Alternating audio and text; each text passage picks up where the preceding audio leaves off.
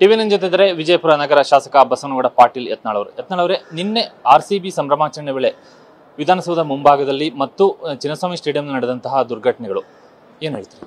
ನೋಡಿ, ಈ ಒಂದು RCB ಅನ್ನುವಂಥದ್ದು ಯುವಕರಲ್ಲಿ ಒಂದು ರೀತಿ ಒಂದೇನೋ ಅವರ ಬಳಿ ಒಂದು ಉನ್ಮಾದ ಆಗಿಬಿಟ್ಟಿತ್ತು. ಅದರ ಲಾಭ ತೊಗೋಬೇಕಂತೇಳಿ ಮುಖ್ಯಮಂತ್ರಿ ಉಪಮುಖ್ಯಮಂತ್ರಿಗಳು ಯಾವುದೇ ಪೂರ್ವ ತಯಾರಿ ಇಲ್ಲಾರ್ದೇ ಯಾವುದೇ ರೀತಿಯ ಪೊಲೀಸ್ ಒಂದು ಬಂದೋಬಸ್ತ್ ಆಗಲಿ ಯಾವ ರೀತಿ ಇದನ್ನು ಕಂಟ್ರೋಲ್ ಮಾಡಬೇಕು ಅನ್ನೋ ನಿರೀಕ್ಷೆ ಇತ್ತು ಇಷ್ಟು ಜನ. ಯಾಕಂದ್ರೆ ನಮ್ಮ ಬಿಜಾಪುರನಲ್ಲಿ ನಮ್ಮ ಗಾಂಧಿ ಚೌಕ್ನಲ್ಲಿ ಒಂದು 20,000 ಜನ ಸೇರಿದ್ರು.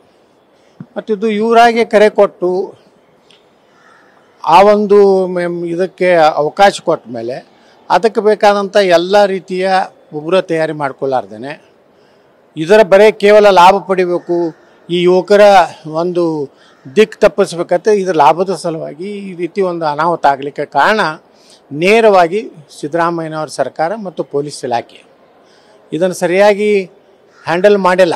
DGIGP ಅನ್ನೋರು ಹೆಚ್ಚುವರಿ ಅಧಿಕಾರ ಕೊಟ್ಟಿದ್ದಾರೆ. ರೆಗ್ಯುಲರ್ DGIGPನೂ ಸಹಿತ ಇವರು ನೇಮಕ ಮಾಡ್ತಾ ಇಲ್ಲ. ಅಂದ್ರೆ ಅರ್ಥ ಪೊಲೀಸ್ ವ್ಯವಸ್ಥೆ ಪೂರ್ತಿ ತಮ್ಮ ಜೀತದಾಳನಂಗೆ ಉಪಯೋಗ ಮಾಡ್ಕೋತಾ ಇದ್ದಾರೆ. ಇಷ್ಟೆಲ್ಲ ಅನಾಹುತ ಕಾರಣಕ್ಕೆ ರಾಜ್ಯ ಸರ್ಕಾರ ಸಿದ್ದರಾಮಯ್ಯನವರು DK ಶಿವಕುಮಾರ್ ಅವರೇ ಕಾರಣ. ನನಗನ್ನಿಸ್ತದೆ ನೀವು ಎಲ್ಲ ರಂಗದಲ್ಲಿ ಇವತ್ತು ವಿಫಲರಾಗಿದ್ದೀರಿ.